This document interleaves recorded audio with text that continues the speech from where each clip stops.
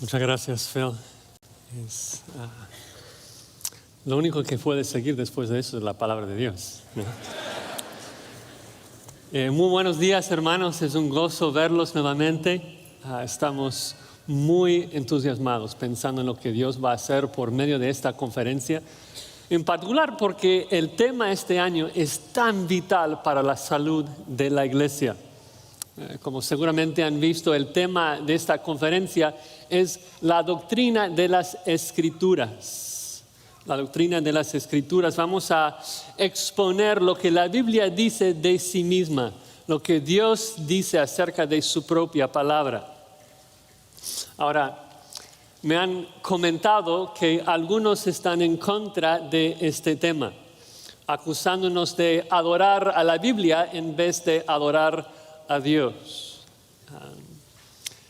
Pero la verdad es que esto solamente resalta la necesidad de exaltar la Biblia a su debido lugar, de exponer cómo es que Dios quiere que nos postremos delante de su palabra, porque Dios es quien nos dice que debemos de alabar su palabra.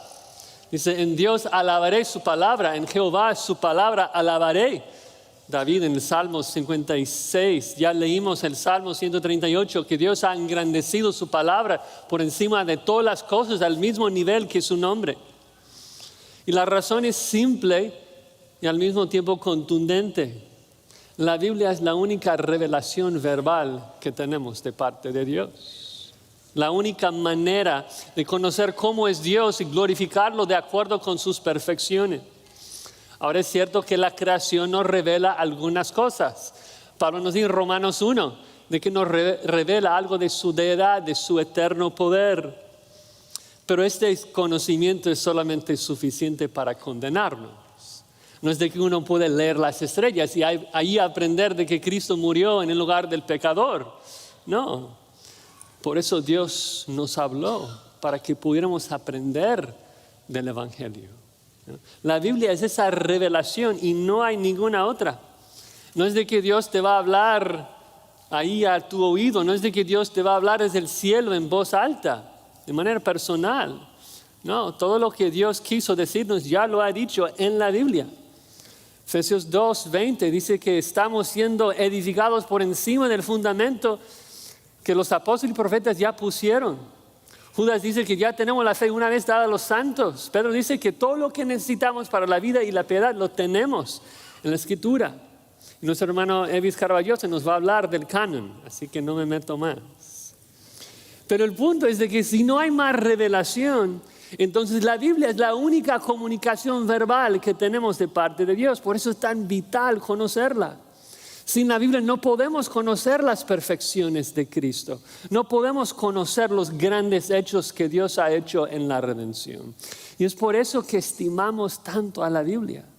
Porque en ella escuchamos la voz de nuestro pastor. En ella vemos las perfecciones de nuestro Dios, ¿no? En ella Dios nos habla. Entonces, obviamente no nos postramos delante de un libro físico.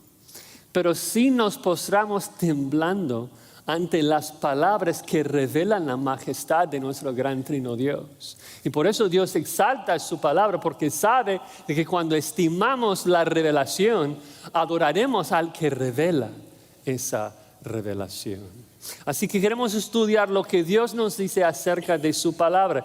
Y vamos a abordar varios temas, ¿no? La suficiencia, la inerrancia, la autoridad, el canon. Pero el primer tema que queremos tratar es la inspiración, porque la inspiración es la base de todo. No digo que es más importante que los otros temas, pero sí es más fundamental. La inspiración es la verdad de que Dios inspiró, Dios exhaló, Dios habló las palabras de la Biblia por medio de autores humanos. Dios es el autor de la Biblia. Esas son sus palabras. Y es una doctrina tan fundamental porque sin un entendimiento correcto de la inspiración, todas las demás doctrinas se desploman. Todas. Por ejemplo, argumentamos que la Biblia es inerrante. ¿Por qué? Porque su autor es perfecto. Enseñamos que la Biblia es suficiente. ¿Por qué? Porque su autor es omnisciente y sabe lo que necesitamos. La Biblia es autoritativa, ¿por qué? Porque el soberano creador del universo lo habló. Afecta toda doctrina. O sea, ¿por qué crees que Jesús es el Hijo de Dios hecho carne, quien murió y fue sepultado y resucitado el tercer día? Porque Dios lo dice en su palabra. Si Dios no es el autor de la Biblia, perdemos todo. Entonces necesitamos estudiar esa doctrina tan fundamental, la inspiración. Y aunque hay muchos textos que nos hablan de la inspiración, quisiera que me acompañaran en 2 de Pedro 1, donde vamos a estar estudiando los versículos del 19 al 21. 2 de Pedro, capítulo 1, los versículos del 19 al 21. Y vamos a leer el texto, 2 de Pedro, capítulo 1, versículo 19. Así dice la palabra de Dios. Tenemos también la palabra profética más segura, a la cual hacéis bien en estar atentos como a una antorcha que alumbra en lugar oscuro, hasta el día esclarezca y el lucero de la mañana salga en vuestros corazones. Entendiendo primero esto, que ninguna profecía de la Escritura es de interpretación privada, porque nunca la profecía fue traída por voluntad humana, sino que los santos hombres de Dios hablaron siendo inspirados por el Espíritu Santo. Señor, una vez más te rogamos y te pedimos que tú obres en medio nuestro, por medio de tu Espíritu Santo, por medio de las palabras que Él escribió en la Biblia que nos regalaste. Gracias, Señor, por el privilegio de ser hijos tuyos por medio de la sangre de Jesucristo. Ahora, ayúdanos a prestar atención a tu palabra como debemos. Amén. En esta porción de la Escritura, 2 Pedro 1, 19 al 21, vamos a ver dos razones de por qué debemos de prestar atención a la palabra. Dos razones por las que debes prestar atención a la palabra. Primero, porque es segura, y segundo, porque es divina. Es segura y es divina. Veamos el primer punto, allí en el versículo 19.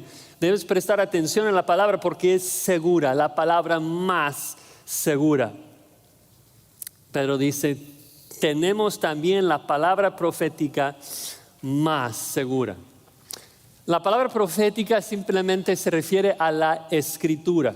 Sabemos esto porque en primer lugar es lo que profecía significa. Profecía es cuando alguien comunica directamente las palabras de Dios. Entonces, por definición, la Biblia es la palabra profética.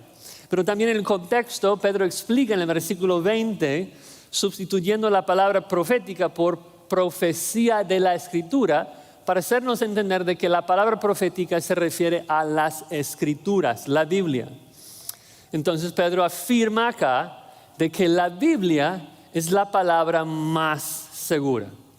Dices, ok, más segura. ¿A qué se refiere esto? ¿Más segura que qué? Y es que necesitamos un poco de contexto, ¿no? Como siempre, cuando estudiamos la Biblia, necesitamos fijarnos en el contexto, en cómo va el argumento. En 2 de Pedro, Pedro está al final de su vida.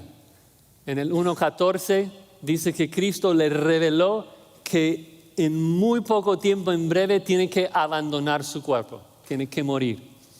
Y Pedro escribe esta carta porque está preocupado, pero no preocupado por sí mismo.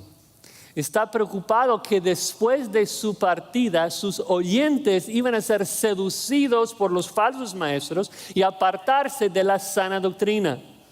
Eso lo dice varias veces en los capítulos 2 y 3. La mayoría de esta carta tiene que ver con los falsos maestros, pero los llama perros, los llama cerdos. Dicen que la meta de los falsos maestros es de introducir encubiertamente herejías destructoras. Por eso las palabras tan severas, porque Pedro sabe de que estos falsos buscan matar, buscan destruir. Y la preocupación de Pedro es entonces, ¿cómo puedo proteger a la iglesia de esas herejías? La respuesta, con la verdad de la Escritura, con el conocimiento de la verdad. Es el conocimiento de la verdad que nos protege del error. Al final de la carta, en el 3:17, Pedro dice que nos guardamos del error al crecer en el conocimiento de nuestro Señor y Salvador Jesucristo. La famosa ilustración de cómo identificar billetes falsificados nos ayuda, ¿no? De que no puedes conocer a todos los falsos, pero si sabes muy bien cómo se ve, cómo se siente el billete verdadero, podrás discernir cualquier distorsión, ¿no? Entonces, el punto es de que necesitaban tener un amplio conocimiento de Dios. ¿Y dónde se encuentra esto? En la palabra profética, en la Biblia. Porque la primera cosa que el falso maestro hace es minimizar la importancia de este libro. La primera cosa.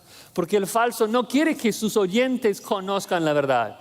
O podrán discernir que es un falso, es un charlatán. Eso es lo que Pedro quiere. Que la gente pueda discernir entre los falsos y los verdaderos. Ahora, brincando a 1:16, porque nuestro hermano Sugel va a predicar de los versículos 3 al 15. El primer punto que Pedro hace acá para ayudarnos a reconocer los falsos es afirmar que los falsos inventan sus herejías, presentan sus sueños, hablan de sus visiones, pero los llama fábulas artificiosas. Dice que hablan palabras fingidas, todo inventado. Y Pedro dice, pero conmigo no es así. ¿No? Yo no inventé lo que los estoy enseñando. Yo estuve con Cristo. Yo escuché mi evangelio de su boca. Dice, yo vi a Cristo transfigurado en toda su gloria. Yo oí la voz que Dios mandó desde el cielo, que decía, este es mi Hijo amado en el cual tengo complacencia. Y esta experiencia de Pedro confirma de que nos está diciendo la verdad. No inventó nada, es un testigo ocular de las cosas que enseña. Es un punto muy importante, en particular para el primer siglo, ser un testigo ocular. Juan afirma lo mismo en 1 de Juan, recuerdan, dice, yo les estoy enseñando lo que oí, lo que vi, lo que palpé con mis propias manos. Porque esta experiencia provee credibilidad, nos asegura que su doctrina, su enseñanza no es un invento. Pero después de decir esto, empieza el versículo 19. Y el texto original empieza con la palabra y. Es decir, además, una cosa nueva. Dice que tenemos la palabra profética más segura. Ahora, acá los evangélicos debaten un poco si Pedro está diciendo que su experiencia asegura la Biblia o si la Biblia es más segura que su experiencia. Pero si nos fijamos en el contexto, creo que lo que Pedro enfatiza en este pasaje es claro.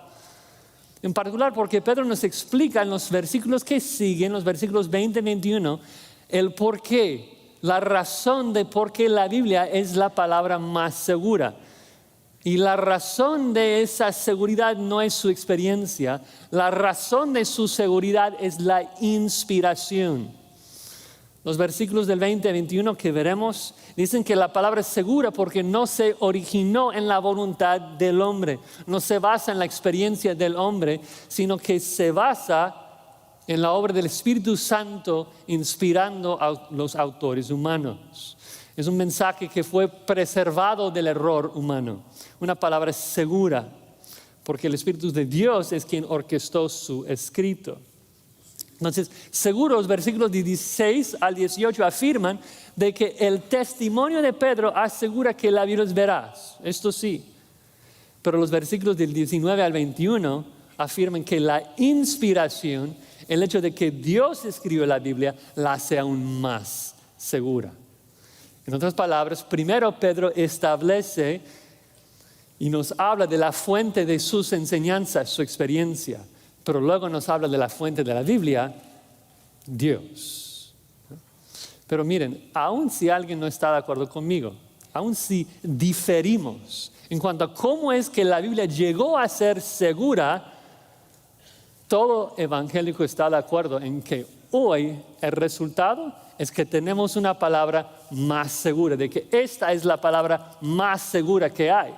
De eso no puede haber debate. El texto es claro. Si nos preguntamos si la tradición de la iglesia es más segura que la Biblia, no, la palabra profética es la más segura.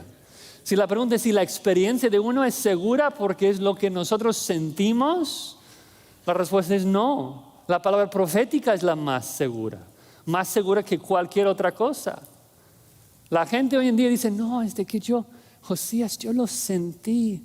Yo sentí que mi cabeza se calentaba y comencé a hablar en lenguas. Y sé que es de Dios porque toda la iglesia simultáneamente comenzó a hablar en lenguas. Lo experimentamos, sé que es cierto. Y no hacemos burla de esto. O sea, yo no puedo juzgar su experiencia. Yo sé que sintieron algo. Pero la pregunta es, ¿pero qué dice la palabra más segura? La palabra más segura que tu experiencia. Porque la Biblia condena la práctica de que haya múltiples personas hablando simultáneamente en lenguas. 1 Corintios 14, 27. Entonces sabemos de que eso no puede provenir de Dios. Entonces debemos dejar de confiar en nuestra experiencia como si fuese una palabra segura. No la es. La única palabra segura es la palabra profética. No puede haber palabra más segura porque es la única palabra que carece del error humano. Segura es una palabra tomada del mundo comercial. El diccionario dice que se refiere a lo que está legalmente garantizado. La idea es de un documento firmado delante del notario público, que puedes estar 100% seguro de su contenido. Es decir, que la palabra de los que tienen visiones y sueños, las palabras de los que dicen Dios me dijo, la verdad es que quién sabe de dónde viene esto, quién sabe a dónde te va a guiar esto. Es una palabra inestable, es una palabra insegura. La Biblia es la única palabra segura porque su autor es Dios, el único digno de nuestra confianza. Entonces Pedro toma esto de que la Biblia es la palabra más segura y nos exhorta. Si seguimos en el versículo 19, nos exhorta, nos dice de que si es la palabra más segura, entonces hacéis bien en estar atentos a la Biblia como una antorcha que alumbra en lugar oscuro, hasta que el día esclarezca y el lucero de mañana salga en vuestros corazones. Qué tan lindo. La idea es que andamos en un mundo de tinieblas, ¿no? Es noche, como Pablo también afirma en Romanos 13, y la Biblia es una lámpara. Es una antorcha que arroja luz sobre nuestro camino. Pedro obviamente está sacando esta ilustración del salmista que dijo, lámpara es a mis pies tu palabra. Pero en la ilustración de Pedro hay dos fuentes de luz. La lámpara y el lucero de la mañana, el sol. La Biblia no es el sol. La Biblia es la lámpara. Entonces, para entender la ilustración, tenemos que preguntarnos, bueno, la Biblia es la lámpara, ¿qué es el sol? Bueno, dice que Cristo es el sol. Él se va a levantar y el día despuntará. Cristo es el sol. Cuando Él salga, cuando Él regresa, el día esclarecerá, el día despuntará y todo será claro. Apocalipsis nos dice que en la eternidad no habrá un sol físico. ¿Por qué? Porque la gloria de Dios y el Cordero iluminará todo y transformará todo en ese momento hacia el corazón. En un abrir y cerrar los ojos, seremos semejantes a Él porque le veremos tal como Él es. Esa es nuestra esperanza, hermanos. Hoy es noche, pero el día viene. Cristo viene y va a arrojar luz sobre todo. Todo se va a ver claro y vamos a entender y conocer como somos conocidos. Un día increíble en que nuestra naturaleza pecaminosa será destruida totalmente y seremos transformados a todas las perfecciones de nuestro Cristo. Gente amable, gente paciente, gente justa. ¿Anhelamos ese día? Viene pronto. Ahora, ese día viene. El lucero pronto saldrá. Pero hasta ese bendito día, la Biblia es la única luz que tenemos en este mundo de oscuridad. ¿Sí? La única luz. No es de que hay la luz de la Biblia y luego la lamparita de la psicología y la lamparita de la ciencia y la lamparita de otras fuentes de verdad. No, la Biblia es la única luz que tenemos. Dices, pero Josías, Cristo dice que nosotros somos la luz del mundo. Bueno, el contexto ahí es muy diferente. Cristo habla del evangelismo, pero aún así, si te fijas y piensas en lo que significa ser luz a tu vecino, te vas a dar cuenta de que no puedes ser luz a tu vecino sin la Escritura. Imposible.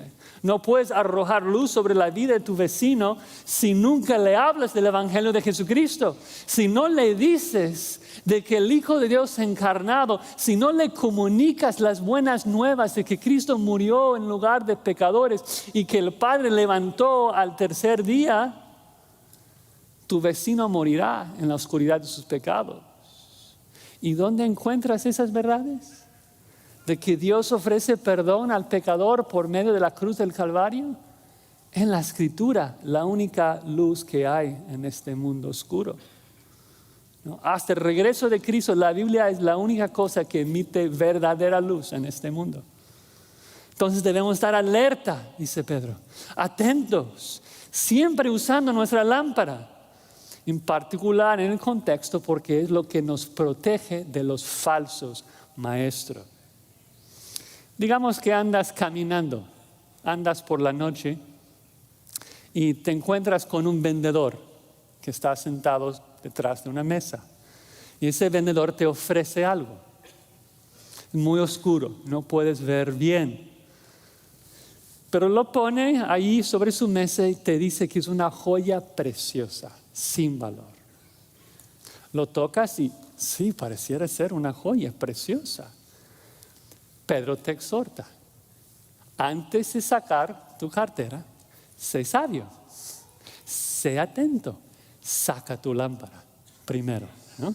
Pon la supuesta joya bajo la luz de la Escritura y examínalo bien, porque la lámpara te mostrará lo que realmente es.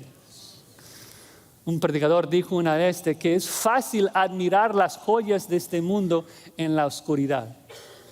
Porque la tentación nos hace imaginar que el pecado y la mentira nos dará satisfacción.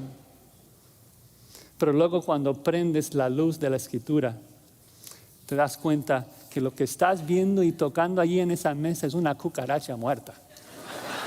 Sus alas brillando allí en la oscuridad.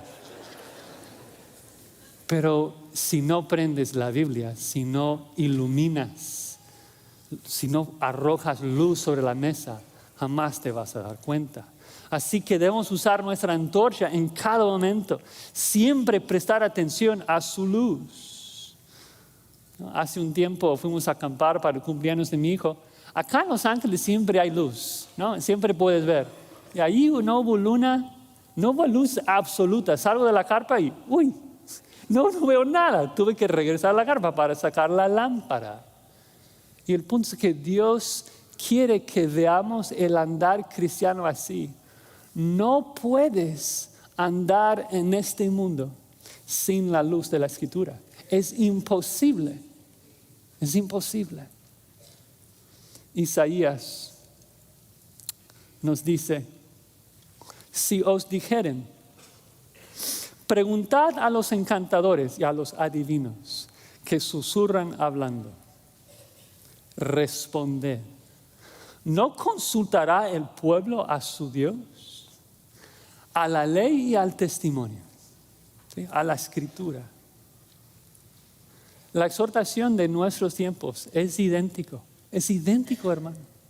Si tienes una duda, necesitas una consulta, un consejo, y si te dijeran, pregunten a los psicólogos, pregunten a los credos, pregunten a la razón, pregunten a la experiencia, pregunten a cualquier otra cosa, respondemos, ¿no consultará el pueblo a su Dios?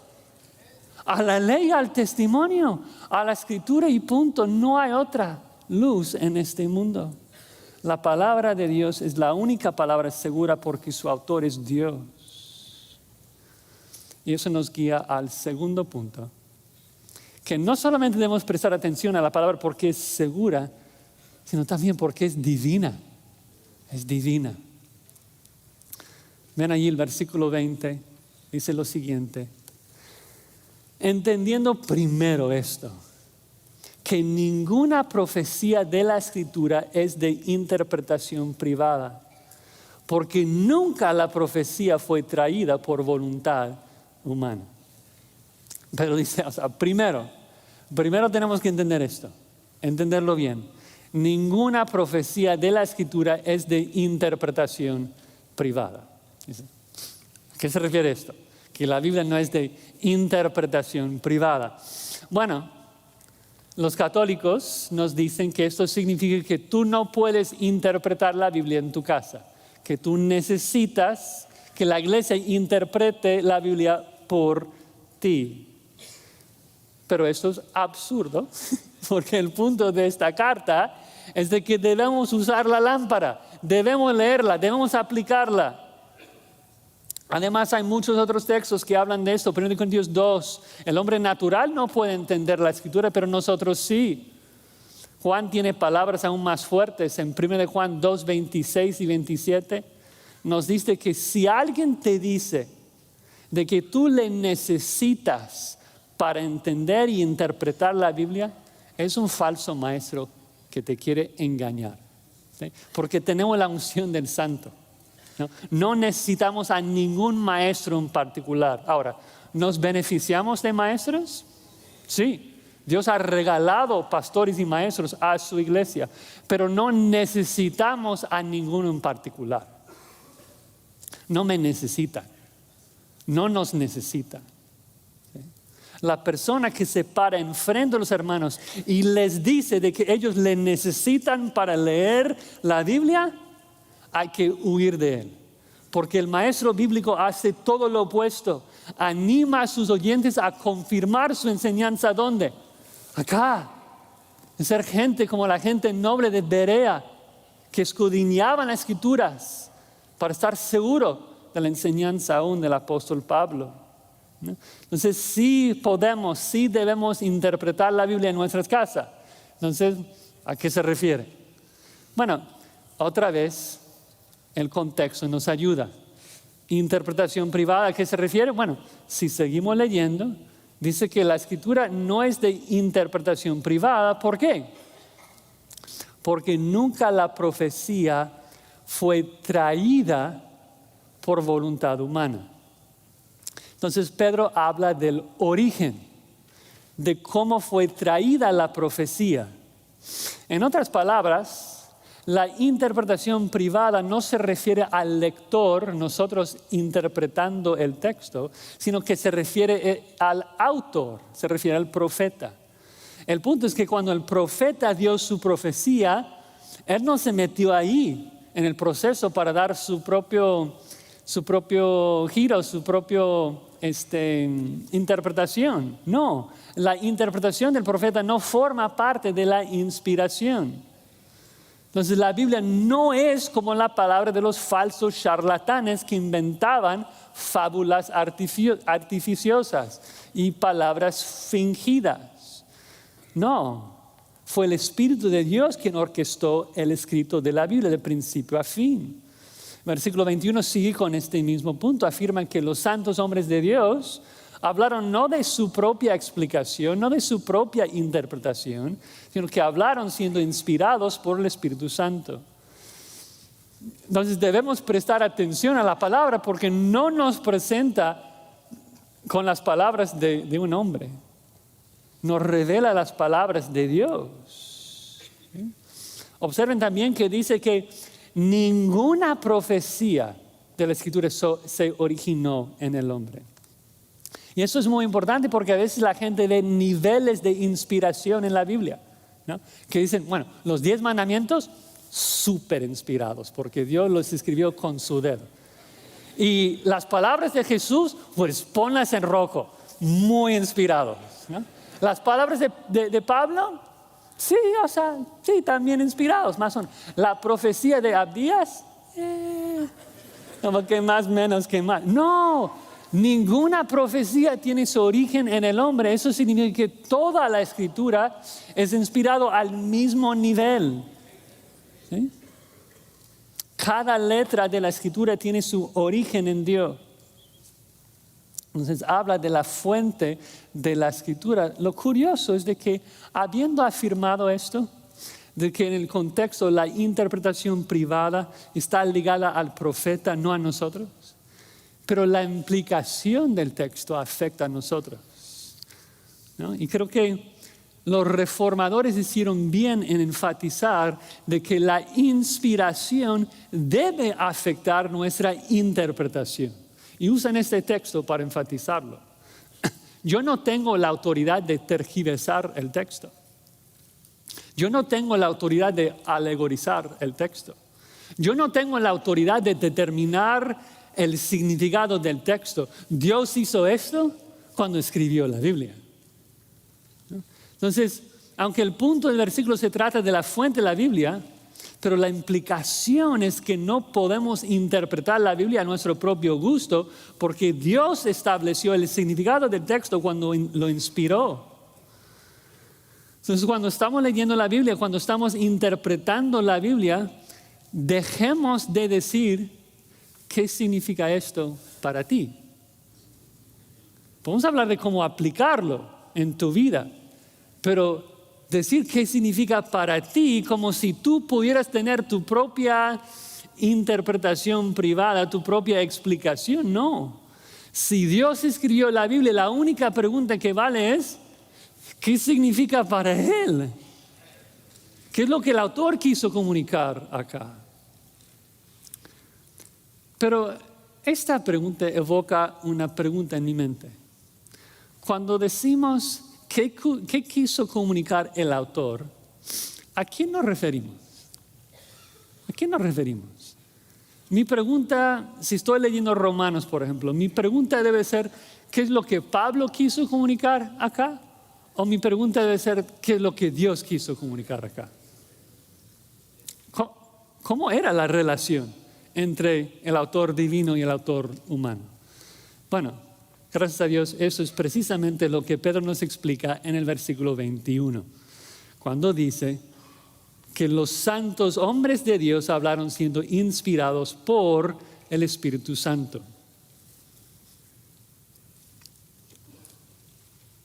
Esta frase, los santos hombres de Dios, se refiere a los autores humanos, a los profetas.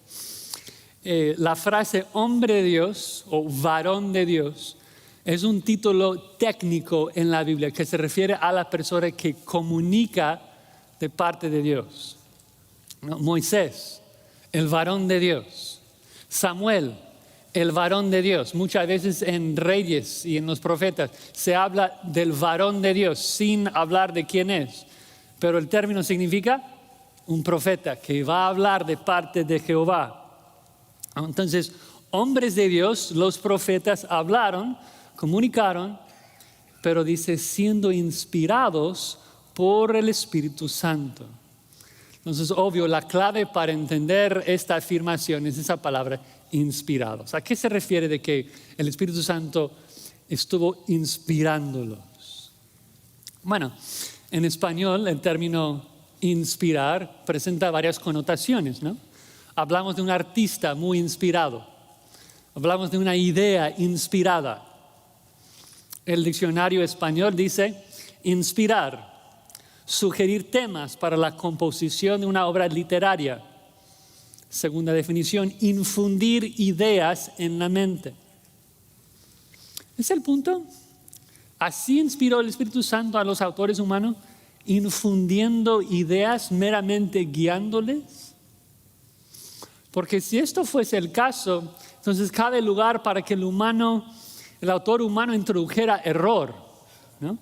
Es decir, si el Espíritu Santo solamente está infundiendo ideas, tal vez a la hora de escribir palabras, el autor humano pudo meter allí un error, un dato histórico, un dato científico mal.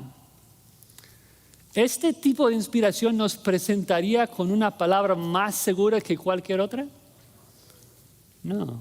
Entonces, ¿qué pasa acá?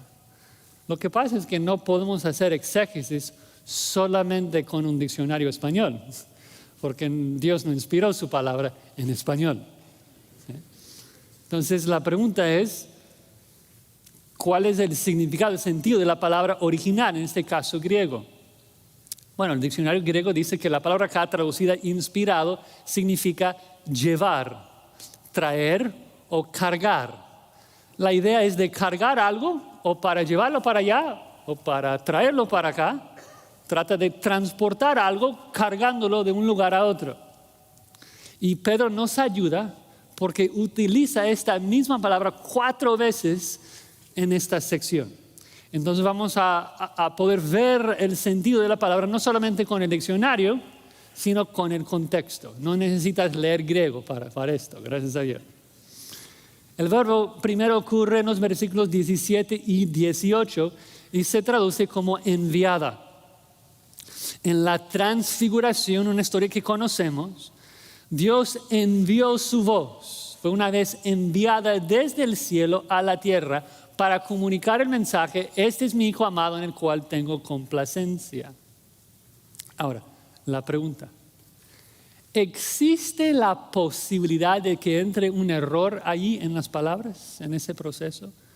¿Es posible que Dios enviara su voz desde el cielo con ciertas palabras y luego al descender las palabras a la tierra, de que se escucharan palabras diferentes a la hora de que los hermanos acá? O sea, es absurdo, ridículo, imposible, porque Dios es quien se encargó de transportar el mensaje del cielo a la tierra. Eso es lo que el verbo significa, que lo envió. Luego el verbo ocurre otra vez en la primera mitad del versículo 21. Allí se traduce como traída. Dice que nunca la profecía fue traída por voluntad humana.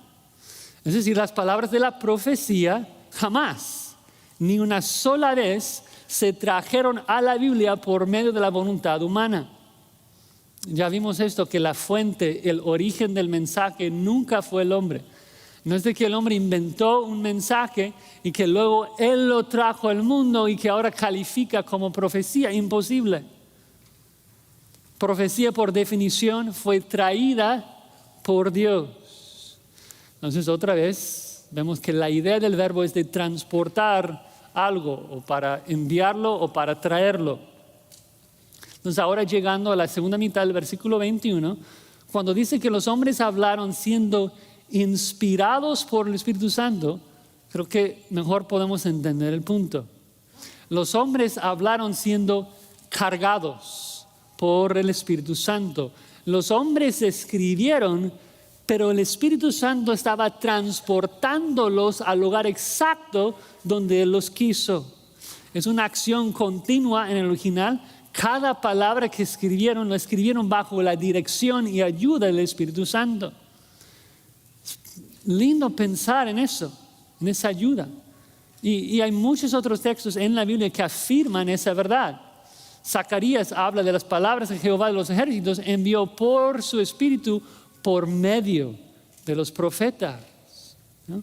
Entonces, en la misma manera que Dios envió su palabra del cielo a la tierra en la transfiguración por medio de una voz celestial, ahora Pedro nos está diciendo que Dios envió su palabra desde el cielo a la tierra por medio de hombres que escribieron. Y sabemos que las palabras quedaron intactas porque el Espíritu fue quien estaba cargando a esos autores, preservando todo el proceso. Dices, Josías, pero ¿cómo fue el proceso? Dios escribiendo por medio de hombres. Bueno, hay 2 personas involucradas ahí. Primero pensemos un poco en el papel del profeta. No sé si han pensado en eso, pero a lo largo de la Biblia, Dios habla a los profetas de maneras distintas, ¿no? En ciertas ocasiones Dios habló, o sea, dictó un mensaje al profeta y el profeta escribe. Hubo profetas que Dios les da visiones y ellos solamente escriben lo que escucharon, lo que vieron. Pero la mayoría no se escribió así, por lo menos en el Nuevo Testamento, sino que hombres de Dios sintieron la necesidad de escribir una carta.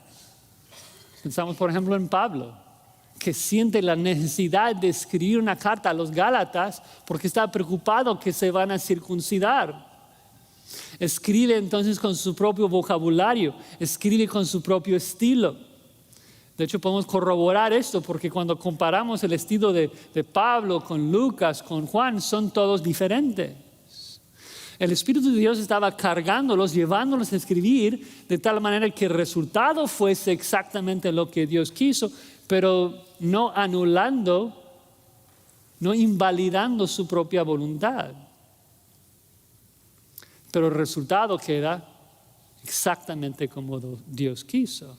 En otras palabras, aunque el medio es un poco diferente en algunos libros, los 10 mandamientos no resultaron ser más inspirados que Romanos. Ninguna profecía tiene su origen en el hombre.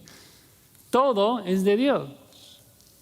Dices, Josías, pero si el estilo varía de libro en libro, ¿cómo puedes decir de que todos tienen el mismo autor? Que Dios escribió todo. Bueno, en primer lugar, lo puedo decir porque Dios lo dice. Y con eso debe ser suficiente, ¿no? No necesitamos otro argumento. Pero si pensamos en que Dios es soberano, eso nos ayuda. Porque Él soberanamente proveyó el trasfondo y la educación necesaria para que los autores llegaran a escribir en el estilo que Dios quiso escribir su palabra. Cada palabra es la palabra que Dios quiso escribir. El Espíritu Santo garantizó esto cuando inspiró el autor humano. Es lo que el versículo 21 afirma. Un comentarista observa de que una ilustración, un ejemplo de eso podría ser el nacimiento o la concepción de Jesucristo, ¿no? De que el Espíritu Santo vino sobre María, una pecadora, de tal manera que ella pudo concebir a un hombre perfecto y sin pecado. Es un misterio, es increíble, ¿no? Pero lo que vemos es de que cuando Dios usa medios para llevar a cabo su plan, Él puede hacerlo de tal manera que el medio pecador no afecte el resultado que Dios desea. Entonces, aunque María era pecadora, Jesús nace perfectamente sin pecado. Eso es paralelo a lo que ocurre con la Biblia. De que el Espíritu Santo usó a hombres pecadores, sí. Pero sus palabras resultaron exactamente como las palabras de Dios, sin error y sin pecado, por la intervención del Espíritu Santo. Ahora, quiero pensar con ustedes rápidamente en algunas implicaciones de lo que hemos visto de la inspiración. Primero, para la interpretación, ¿no? De que si la Biblia es inspirada por Dios y cada palabra es una palabra que Dios ha hablado, entonces significa que cada detalle en la Biblia es intencional. Cuando yo me enfrento con una palabra en la Biblia, sé que el Espíritu Santo pudo haber llevado al autor a escribir cualquier otra palabra, pero escribió esta. Cada palabra es perfecta, cada detalle es perfecto, porque Dios se lo escogió.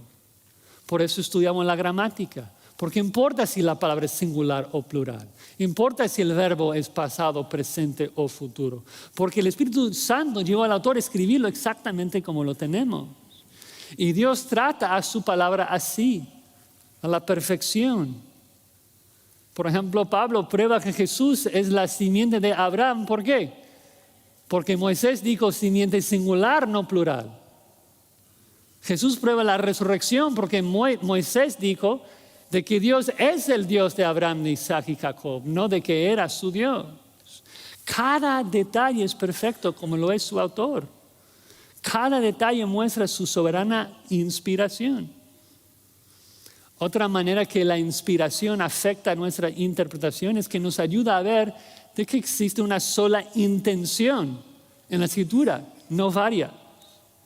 No es de que debemos preguntarnos qué es lo que Pablo quiso comunicar acá, y trabajamos eso un poco, y luego además después nos preguntamos, bueno, ¿y cuál es la intención escondida, subjetiva, detrás de las palabras de Pablo que Dios quiere comunicarnos? No, lo que Dios quiso decirnos lo hizo por medio del autor humano, es lo que el versículo 21 dice. La intención no está en la omisión, en los espacios blancos, está en la expresión, en las letras negras. El Espíritu Santo transportó al autor humano a escribir las palabras de Dios. Dios habló por medio de los profetas. Ahora, para aclarar, claro que hubo momentos cuando el profeta no entendió toda su profecía, porque hay casos donde Dios está dictando. Pero aún en dicho caso no hay dos intenciones diferentes, porque el autor ni siquiera entiende lo que está escribiendo. Hay una sola intención, un solo significado. No debemos buscar un significado escondido. Hermanos, tenemos problemas suficientes tratando de obedecer lo que está escrito. Somos honestos. Entonces, si comenzamos a buscar un significado escondido, siempre será sumamente subjetivo, un significado generado por el hombre, exactamente lo que Pedro está condenando en este libro, porque así nacen herejías destructoras. No, el Espíritu Santo escribió por medio del autor humano. Dices, pero Josías, nunca contestaste cómo el Espíritu Santo pudo escribir por medio del autor humano sin invalidar la voluntad del autor humano.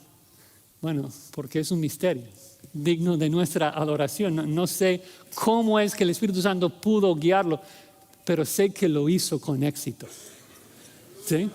Porque puedo comprobar el resultado de que Pablo escribe con su propia voluntad, sí, y que la Biblia quedó exactamente perfecto, la palabra de Dios.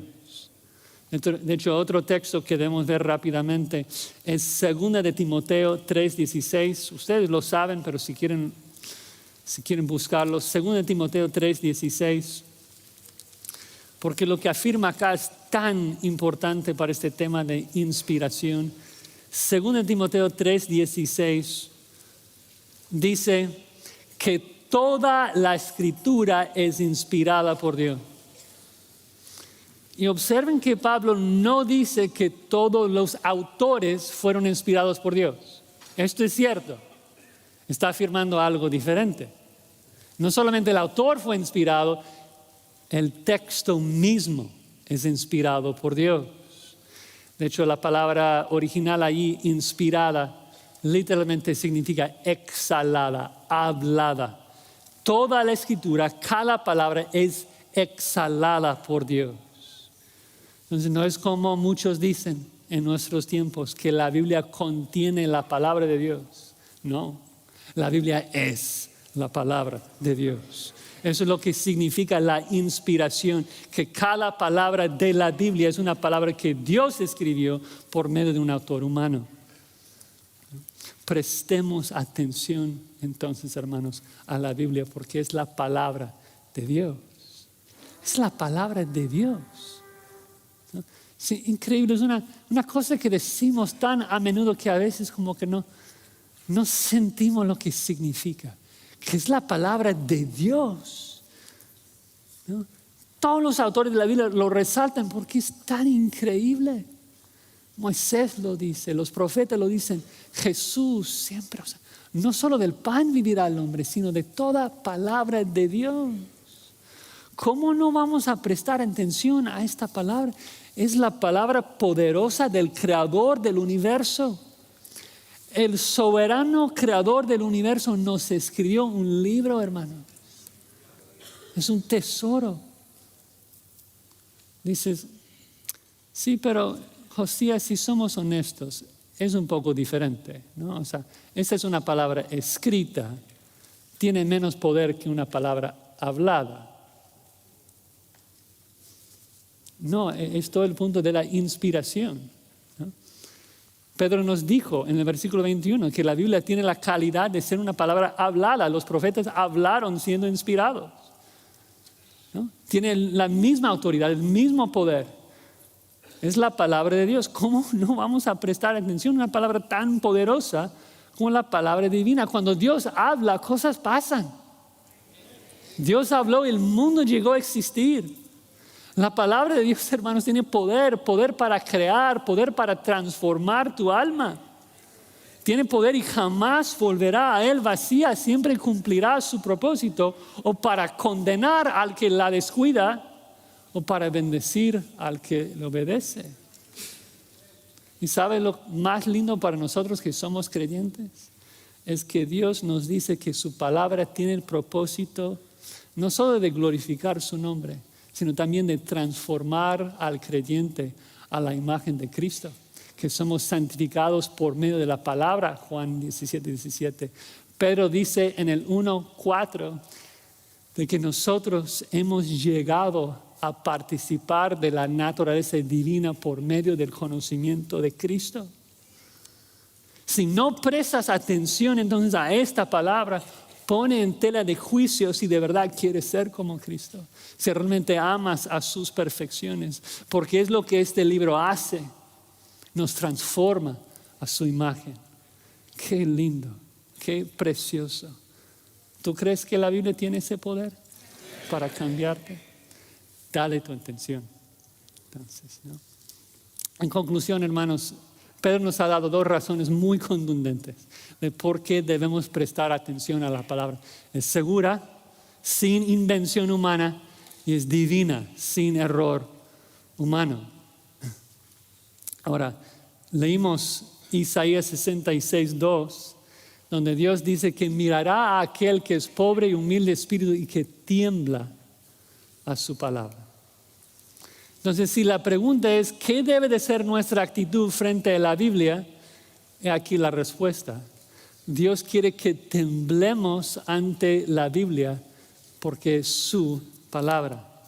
Entonces, si hay gente acusándonos de exaltar demasiado a la Biblia, de reverenciar demasiado a la Biblia, su contención no está conmigo, está con Dios, porque Él es quien lo demanda.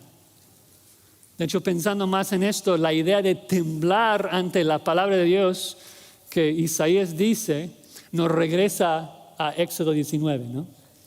De que ahí en Éxodo 19 hubo truenos y relámpagos, espesa nube sobre el monte humeaba, y dice que Jehová descendió sobre el monte con fuego y luego habló con los israelitas.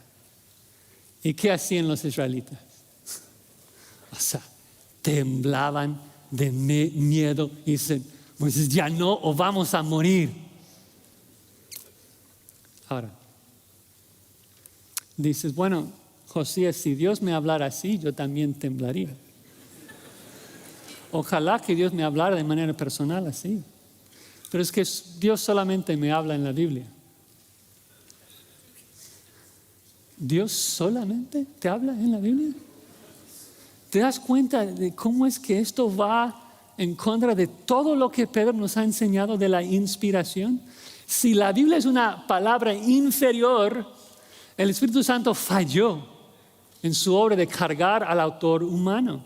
No puede ser. La inspiración asegura que la calidad de la Biblia está al mismo nivel que cada palabra que Dios haya hablado. La palabra de Dios. No es una palabra inferior. De hecho, el autor de Hebreos en referencia a Éxodo 19 dice que es una palabra superior. Dice esto: mirad que no desechéis al que habla. O sea, al que te habla ahora en esta carta. Porque si no escaparon aquellos que desecharon al que los amonestaba en la tierra, en el monte Sinaí, mucho menos nosotros si desecháramos al que amonesta desde los cielos. ¿Ves de que el libro de Hebreos se considera como una amonestación celestial? Una voz enviada del cielo. ¿Por qué? Porque el Espíritu Santo transportó la palabra de Dios del cielo a la tierra por medio de la carta. Entonces Dios demanda que nuestra actitud frente a la Biblia sea consistente con lo que es la palabra de Dios. Hermanos, si en este momento Dios abriera el techo de este edificio y con relámpagos y con fuego dijera, oren sin cesar, ¿qué harías tú? ¿Qué harías? Orar, temblando con la cara al suelo, ¿sí o no? ¿Por qué no lo haces así cuando lees la Biblia, porque no crees en la doctrina de la inspiración. Que Dios nos perdone. Vamos a orar.